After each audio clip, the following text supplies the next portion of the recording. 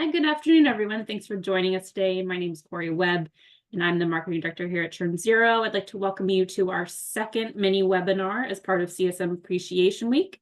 Today's topic is the slump prevention playbook, how to bounce back from setbacks in customer success. Before we get started today, I do want to remind you that we are recording this session.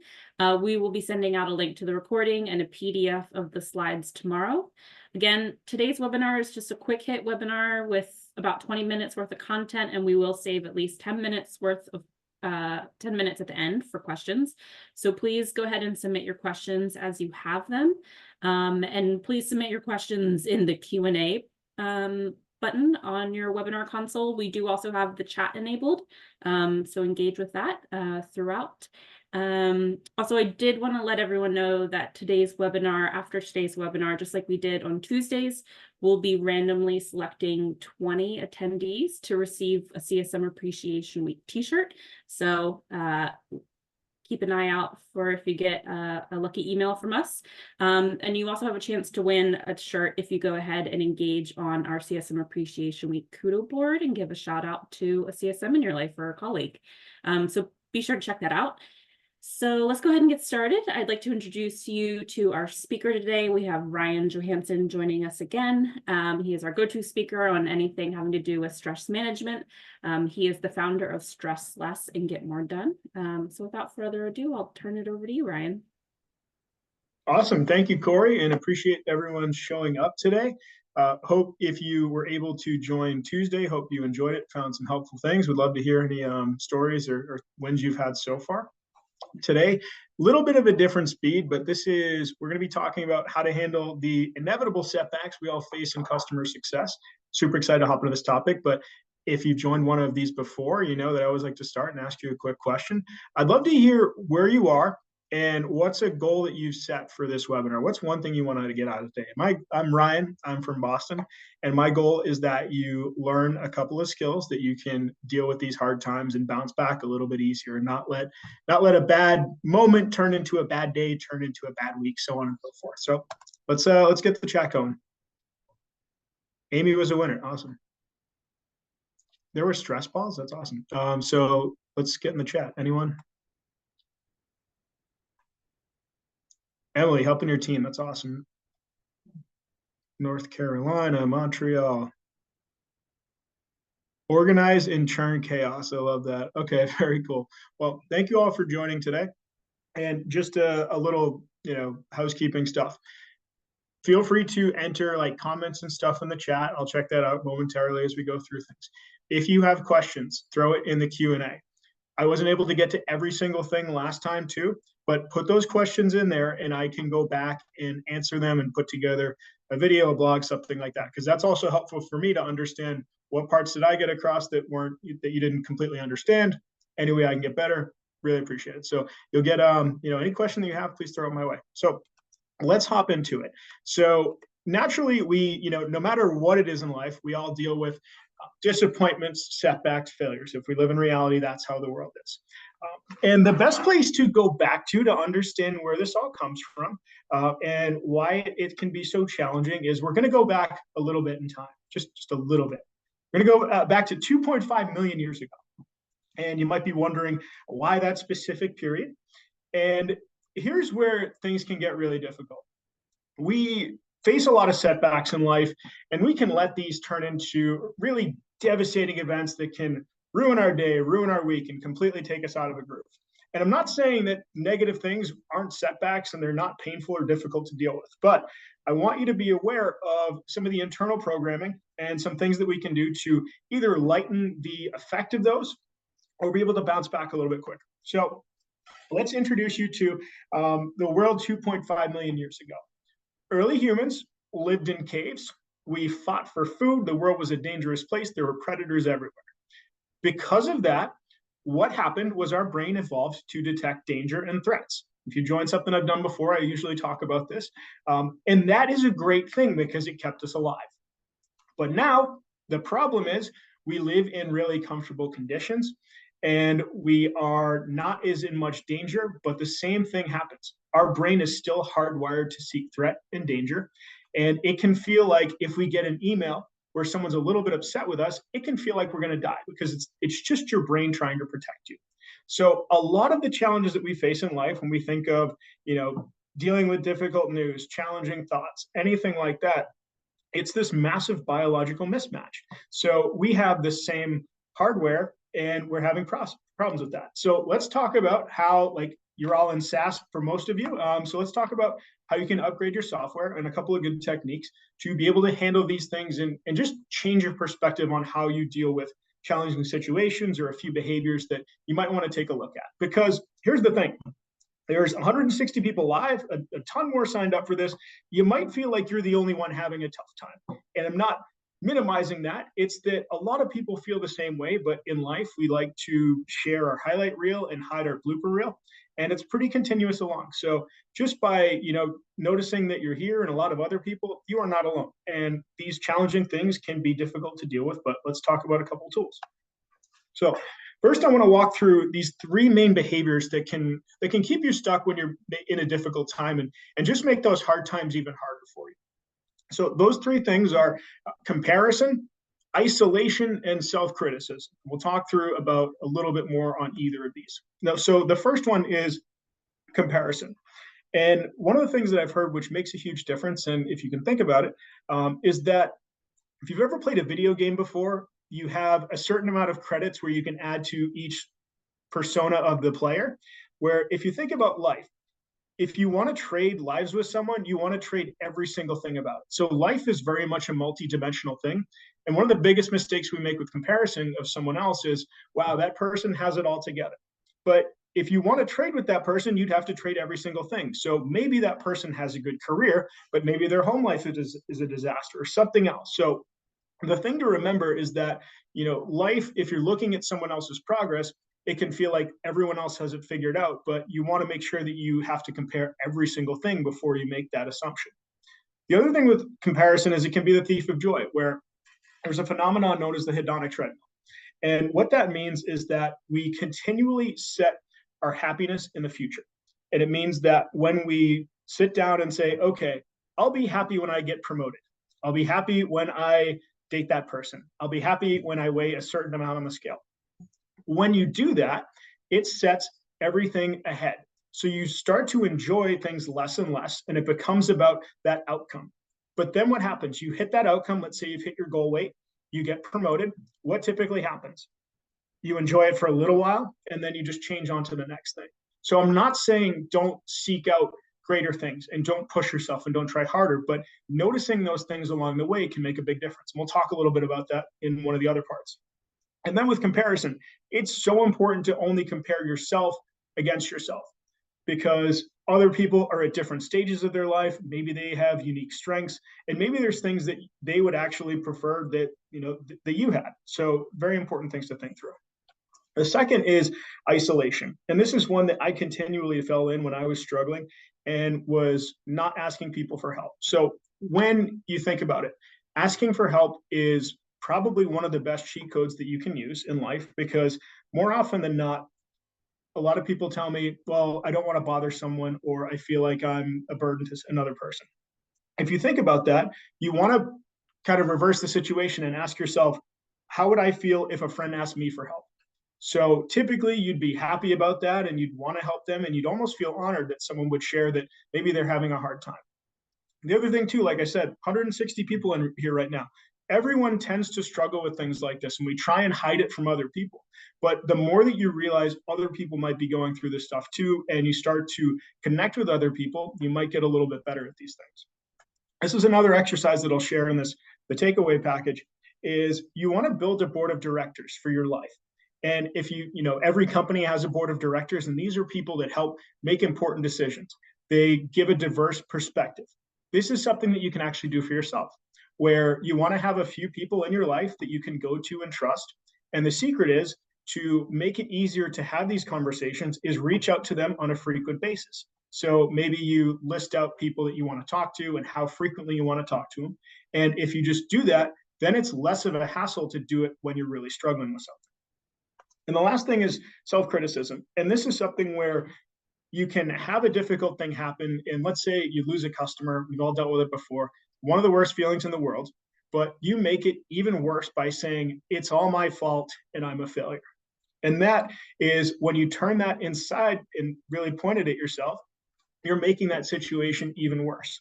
So I'm someone that really, really hated failure. And until I started looking at it differently, it was something where I took it personally every time and I would do everything to avoid it. But in a lot of situations, failing at something, if you think about it, is typically the way that you get better at something. So just reframing that as, hey, this didn't go my way, but I'm going to learn from it.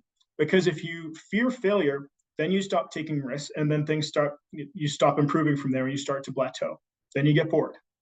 The other thing with self-criticism too is the more that you separate your identity from work, the more helpful that can be.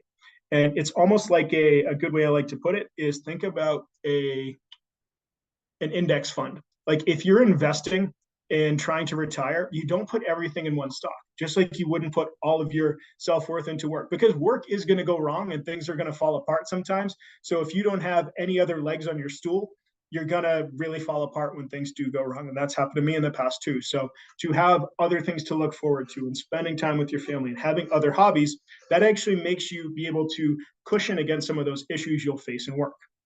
And the last thing I want to share is practicing self-compassion, which doesn't come natural to everyone, definitely didn't to me, but starting to treat yourself like a friend is a really helpful thing to think about. So typically we're very critical of ourselves and very easy on other people. Try to give yourself advice through that lens and it gets a little bit easier. So I want to talk about 3 specific tools that you can use to start to build resilience and stay on track. So those setbacks don't bother you as much and don't completely take you back. And here's how it works. These are all kind of combined, but I call it rewiring your brain. The second is the get out of jail free card. And the third is a slump prevention system. So we're going to make this a little bit interactive. In the chat, I want you to write out just one of the following because we only have so much time here. I'm going to give everyone like 3 minutes and then I can cover the rest of it. But I want you to either write out your biggest win in the last 6 months, your favorite part about your job, or one thing that you're grateful for. So I see 167 people on here. One just joined, so we'll let you slide. But let's hear at least one of those in the chat. So let it rip. Quickest go live, coworkers, nice. So, and this is something where like it really helps with your learning if you start typing some of this stuff up. And I'll explain why. So to get the benefits of showing up and to make this really worth your time, I want you to just take the 2 seconds and write one of these things down, and we'll talk about why it makes a difference.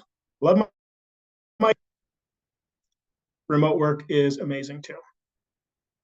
I'm seeing a lot of good team members and relationships. That's really good. And that's one thing I didn't expressly call out, but like connecting with your team and having someone to vent to is really helpful as well. And that's another instinct where it's called tend and befriend, where early humans had to live in those difficult situations. So what do? We seek out partnerships in order to survive. So that's why if you're ever venting with a coworker, you feel a little bit good. Also kind of a biological cue back to our lives 2.5 million years ago. Okay, I'm seeing so many good things. This is awesome. Great. I see work from home a lot too. It's amazing. Great. Okay, so why does this work? And let's talk about it a little bit. So the last part of that is these are all different ways to bring objectivity to a situation. Like I talked about in the beginning, and we're going full circle now, our brain is hardwired to seek threats and danger. What does that typically mean? We're going to notice the negative in things way more than we notice the positive. That's why looking at those 3 particular prompts makes a massive difference with noticing the good things that are going on. But if you're by yourself, you're alone, you're not getting outside perspective, that the size of those negative things starts to grow and we focus on those even more. Writing things like that out on a consistent basis is a great way to take a step back and start to notice some of these things. So here's exactly why it works. And this is a really helpful one. And anything like gratitude or changing your perspective, the way that it works is if you've ever gone out to buy a new car or new shoes or a new phone, what happens? You look it up online, or maybe you see a friend with that car, and what happens? You go outside and then you start seeing that car everywhere. It's not that that car has suddenly become incredibly popular. It's that you've trained your brain to notice that car. This works exactly in the same way. where you start to notice the better parts of your life, the better parts of your job. And we're not brainwashing you, it's just shifting your perspective and attention to more positive things. And with kind of daily repetition of, I would encourage you to try this daily for 30 days. And this is not some kind of hippy dippy thing. This is recommended by the Mayo Clinic and other healthcare institutions, where it will take you a minute or two a day to do these things, and you'll see a noticeable difference in the way that you start to see the world and think about things pretty quickly. Now, so that's the gratitude part. The get out of jail free card was the other two questions, where I asked you, what was your biggest win in the past 6 months? And what's one thing you love about your job? Working in CS is a tough job. You get kicked in the teeth so often, and it's easy to take that home with you. But it can also be a great job. Maybe you have amazing wins. You love working with your customers. There's a lot of good things. But like I said, your brain is hardwired to seek the negative. So one of the practices I did was that get out of jail free card. When I was having an amazing day on top of the world, and every call just came natural to me, I would start writing out, hey, I like this part about my job. I like this part. This was a good win for me. And I'll put that on my desk and go to that. That's still something that I do to this day, because, as a person that runs their own company, I get kicked in the teeth 10 times more. So it's a really helpful way to remember, here are the positives that are going on. Here are the good things that I can focus on and stick to. And it just makes life a little bit easier to get through. But here's the challenge. Okay, sorry, slide's off. Not sure if anyone can name this quote. There's a bunch of you. Where is this from and what is the quote? Okay, so Mike Tyson says, everybody has a plan until they get punched in the mouth. And this is why I'm so big on doing this ahead of time and planning for the slumps. Just like when I travel a lot or I'm going to the airport, I know I'm going to get annoyed. I know it's going to be brutal. So I mentally prepare myself for that situation. And here's something that I'm going to send over to you. In this care package, I'll send it either later today, early tomorrow, with a couple of resources from Tuesday and today, where you want to write out, what are the warning signs where you might be getting a little bit more negative? You might be getting in your head. Because if you don't start to train your brain to notice these things, you can go from having a great day to completely being in a terrible mood pretty quickly. Or it depends on our own level of resilience. Mine was pretty poor. I'm getting better at it. But the other way to notice is to write out, like, hey, how will I know when I'm off track? This can mean maybe I'm not taking breaks as often as I should. I'm eating terribly. I'm short with other people. Then you want to write out, what are some things, give yourself a menu of when you start to feel like that, when you notice those issues, what can I do to bounce back? Maybe that's talking with a coworker that you enjoy talking with. Maybe it's watching your favorite show. Maybe it's going for a walk. It's whatever helps you recover and fill that tank back up so you can deal with these challenging situations. Then the last part is just put together a game plan for yourself. So if I notice X, I will do Y. The other part to do in here too is the who you should reach out to. And I've just noticed that I haven't been using my laser pointer here. So these are all the sections you fill in. But the what will you do, that's when you put your game plan together. Like, okay, when I feel like this, I'm going to try going for a walk. I'm going to listen to my favorite song, so on and so forth.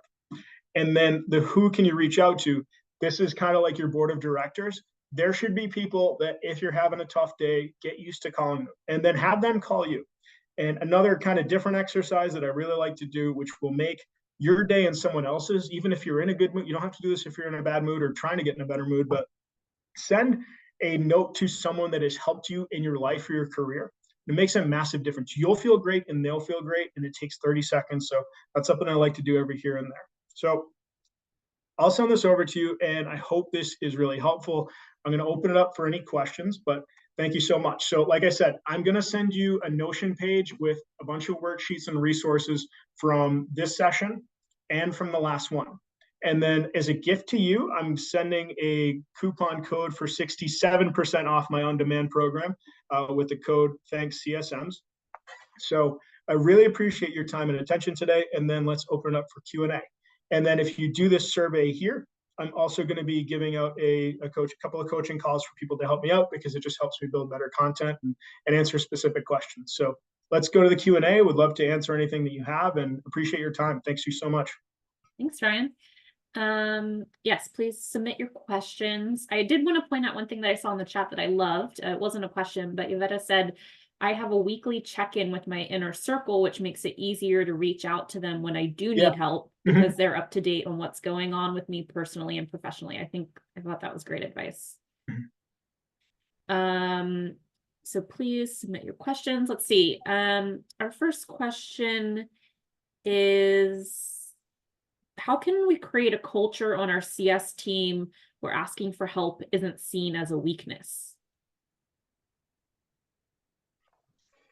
Yeah, it's a really good question, and that's something I struggled with for a long time. So if you think about asking for help, it's just a faster way to get things done. It's more efficient. So instead of beating your head against a wall to try and figure something out, you can ask someone that has done it before, and you can get either like when I was first like struggling with becoming a manager in that first year, I would talk to other people that have done it before and said like, "Hey, how would you handle this situation? Or what are some things you wish someone told you?" So like it has to become part of the culture where like put the ego aside. It's about getting better, and you have to realize that like not everyone has the answers. Like Tiger Woods is a great golfer and he still takes golf lessons. So like if you really want to get good, you have to put the ego aside and grow there. So like I have zero shame about asking for help or something like that. Because like the more you learn, the more you realize you don't learn. So I don't think like, that's something I'd worry about. Yeah, I think that's a good way of putting Mm-hmm. in perspective. Our next question is, how can I better support my other CSM colleagues who are struggling and feeling overwhelmed? Yeah, it's a great question. So this came up in a conversation with someone today. Um, I you can't force someone to open up and talk about these things because there's stigma there. I mean, I do this for a living and it's still tough for me to talk about sometimes. And I think the way to think about that is like leading with either your own vulnerability or your own story of if you notice someone having a difficult time saying like, hey, when I struggle, I do X, Y, and Z. Like, I just want to let you know I'm here for you. So and if you do get someone to open up, instead of hopping right into that, oh, you should do X, Y, and Z, because maybe they've already done that. That's really frustrating for people. Just listen to someone, and even just letting someone get something off their chest makes a massive difference for them. So I would say to sum that up, like maybe lead with your own vulnerability about having a hard time, and then maybe share like what has helped you is a loose suggestion, not like a prescription of what will make them better. But I'd just say like, and the other thing too is like, if someone opens up like that, like you need to keep that confidential because like, it's very much a trust thing. So like, I think that's another thing too of like, if someone trusts you enough, just keep that to yourself too. That's between you and the person. Yeah, I think that's important, Mhm. and I like that approach. We have a question that says, how do you handle a situation with a coworker who blames you for a customer who is dissatisfied, but it's not your fault? Yeah, that's a tough one. I'd want to dig into like the specifics there. I think in the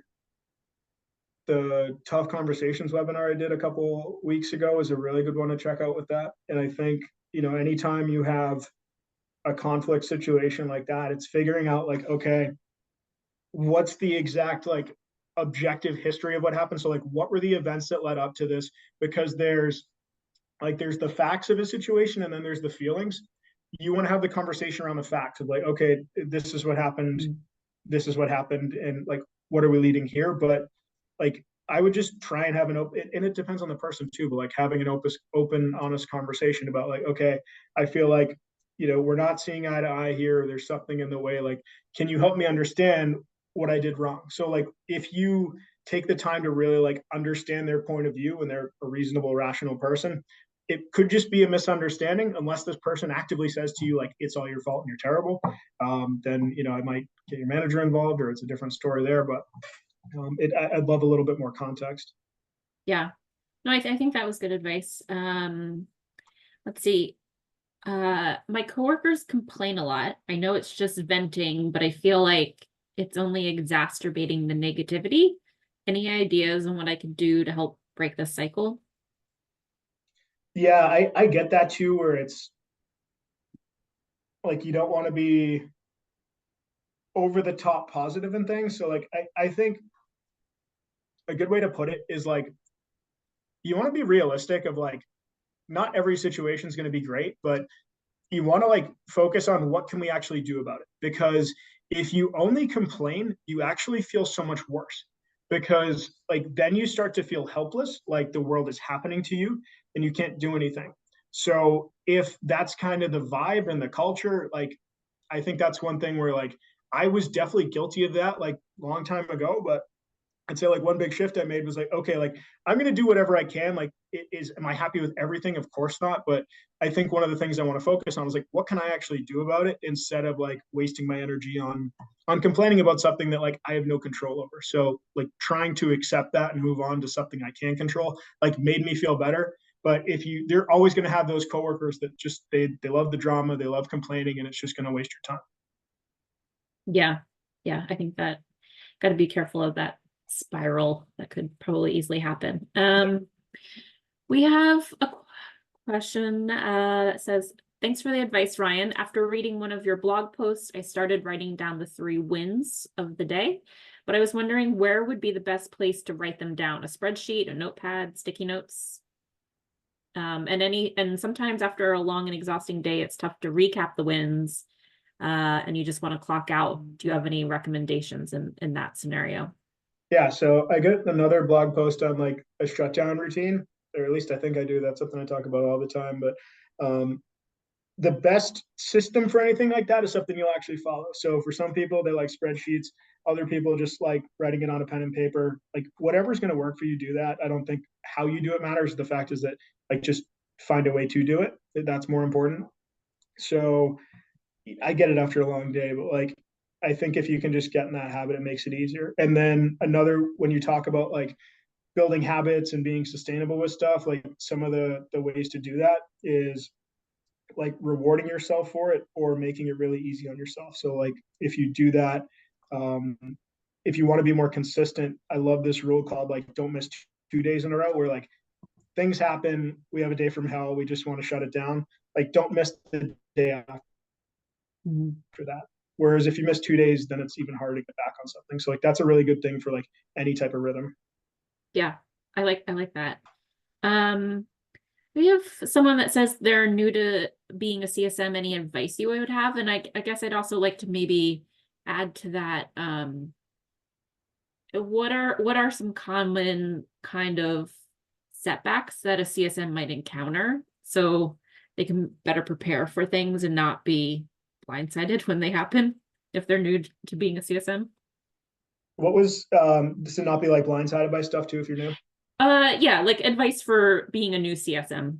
Yeah, so be patient with yourself. Anytime you're new at a job, you're not going to be great at it right away. Some people are. It came to me more naturally than most things in life. So I would say though, like be patient with yourself. Try and learn. I would just set a goal for yourself to like at least try and learn something every day, whether that's like reading a blog post, reading books. There's such good content out there. I would just recommend like trying to learn from people that have done it before, talking to other people in your company, in your role that are like that you look up to. That's another thing. Like ask for help there. Um, yeah, there's so much kind of good content out there. Okay. But I would Yeah. say just focus on learning it and like being patient. Yeah. That makes sense. We have someone that says, how do you leave work at work when Yeah. you feel everything is on fire? So I've quoted this a bunch of times before. I'm a big Seinfeld fan, and there's an episode where Jerry asks Newman, who's a postal worker, why do postal workers go crazy? And he says, because the mail just keeps coming. So that work is never going to end. And I know that's easier said than done. But one way where I like that shutdown routine to go back to that, one thing I would do is I would write out what I have to do the next day. And some days, like even now, like I'm working for myself. That's like a whole other issue to like keep some type of balance in life. I write out like, okay, what are the main things that I want to do tomorrow? So that lets me kind of shut off and be like, okay, I don't have to keep this in my head. I know I have it tomorrow. I've scheduled everything out. Like just getting good at that productivity stuff makes it a lot easier to be able to like let that go.